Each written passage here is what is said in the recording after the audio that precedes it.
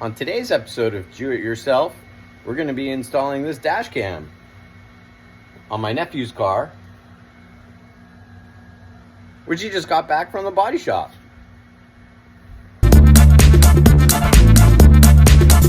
We're going to be using the 70 MAI 4K A810 HDR dash cam set.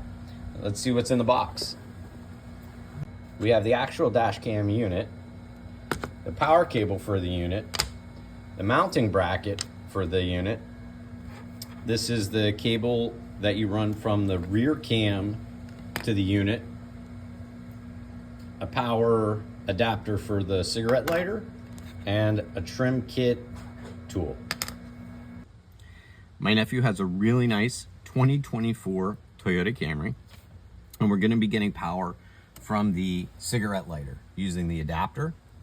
We're going to run the cable from the cigarette lighter down underneath, across, up this pillar, and over to where the dash cam is going to be installed. So the first thing you want to do is figure out your power source. That's step one to do it yourself.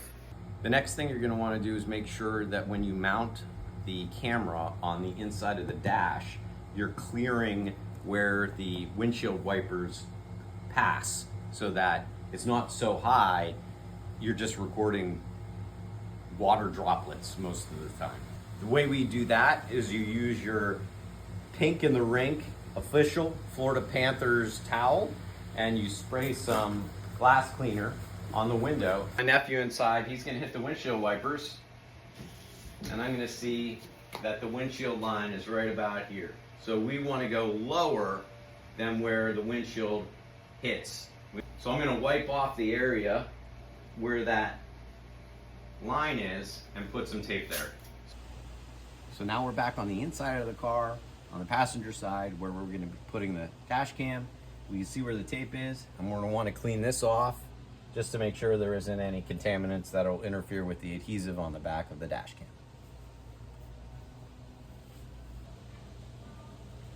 We're mounting the camera in a place that's up and away from where the driver can really see it, so it's not a distraction. And as you can see by where it's placed on the dashboard, it's below that line where the windshield wiper travels. We're going to remove the adhesive.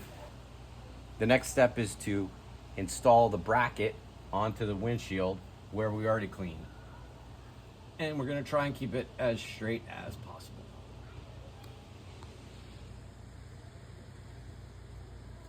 And apply firm pressure. The dash cam then mounts right to the bracket.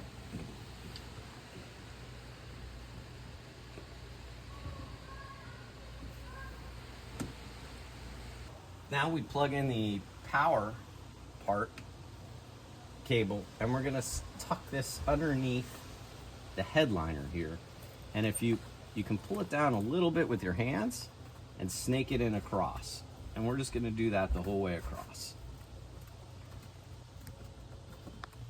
We have the power cable behind the headliner all the way to the corner. We're gonna pop this panel off and we're gonna take it to where the weather seal is.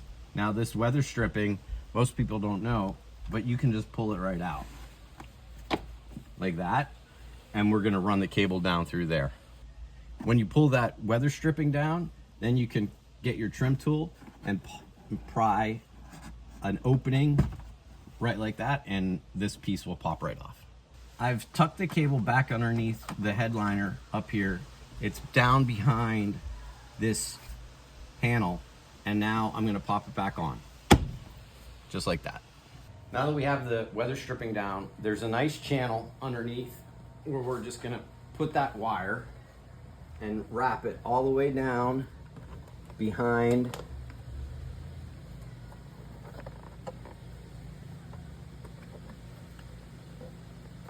until we get to the base here.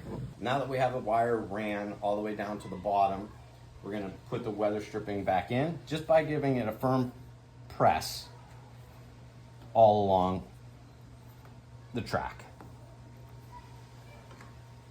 Now we have our power cable that we started up over there by the dash cam, run all the way across the headliner, down the pillar, and now to this point. Now from here, we're gonna pop this off and run it underneath and across to where the cigarette lighter is.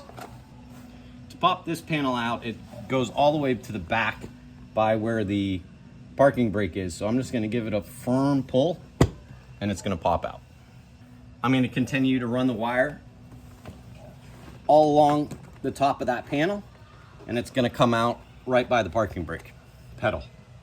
And then I'm just gonna pop it back in, just like that. Now, because we're on the driver's side, it's very important that we don't interfere with the pedals. So you can go over the pedals or under the pedals. On this particular car, it looks like it's gonna be easier to go under the pedals. So what I'm gonna do is pull back the carpet and tuck the cable underneath the carpet. So now I'm just using the trim tool to push the cable behind the trim panels all the way up underneath on this side, and then it's gonna plug in to the cigarette lighter adapter, just like that. We have the power cable installed. It's attached to the cigarette adapter, and it's run behind the panel, underneath the carpet. You can't see it. You can see it right there as it goes behind the carpet, underneath one clip, two Velcro patches, up this, behind this panel, behind the weather stripping, up through the pillar, and across the headliner. That way you know you're gonna have a connection that's not gonna interfere with the rest of the car's function. For the rear camera, we're gonna do the same thing. We're gonna clean the window and we're gonna place it in a spot where we can see out. Now on the back of this car, there's no windshield wiper, so we're just gonna put it somewhere in the middle. We're gonna remove the backing from the adhesive, and we're going to remove the cover from the lens. We're gonna have to make sure we do that on the front as well. And then we're going to put this on the back. Now we're assembling the cable that goes from the rear view camera to the front camera. And there are 4 tiny little pins that you have to line up. And if you don't line them up, you can risk deforming them. So you have to be very gentle and careful and make sure that they're lined up correctly. They have these arrows on them as well. I don't know if you can see, there's an arrow here and an arrow here and an arrow there. And that's where they're supposed to go together. So we've ran that cable under the headliner here and across, and now we're gonna pull the weather stripping just like we did in the front with a firm pull, and then we're gonna pop this panel out so we can run that cable through here.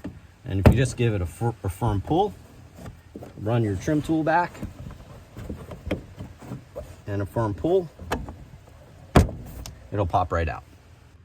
Now we snake that cable behind this panel, and we're gonna pop it back in just like this.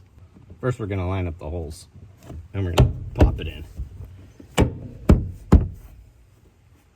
Now we're gonna run this cable through the weather stripping, just like we did on the front, till we get to the next panel. You can see how much room there is when you pull down that weather stripping to put the cable in and snake it up. And then as you go, if you want to make sure it doesn't fall back out, just reinstall that weather stripping as you go with a firm press. So now we're going to take the trim tool and pop it back here and snake the cable. Well, let's see if I can pop it out a little bit. This is still the same rear trim. See how it's coming off there? We're just gonna pull it off a little bit and then snake the cable through.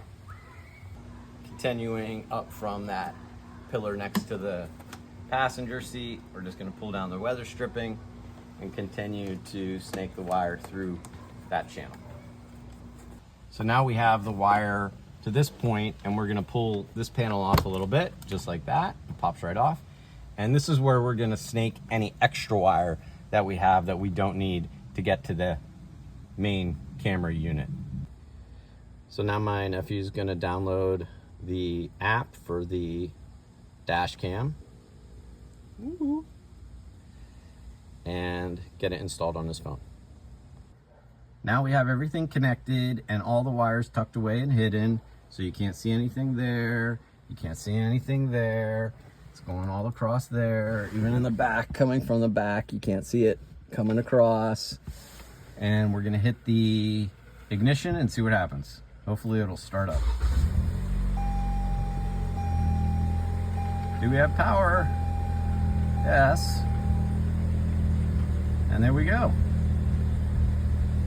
And we've already put in an SD card and formatted it, so it should be okay.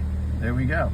Now we're gonna hook it up to the app and follow the on-screen instructions, and we'll be ready to rock and roll.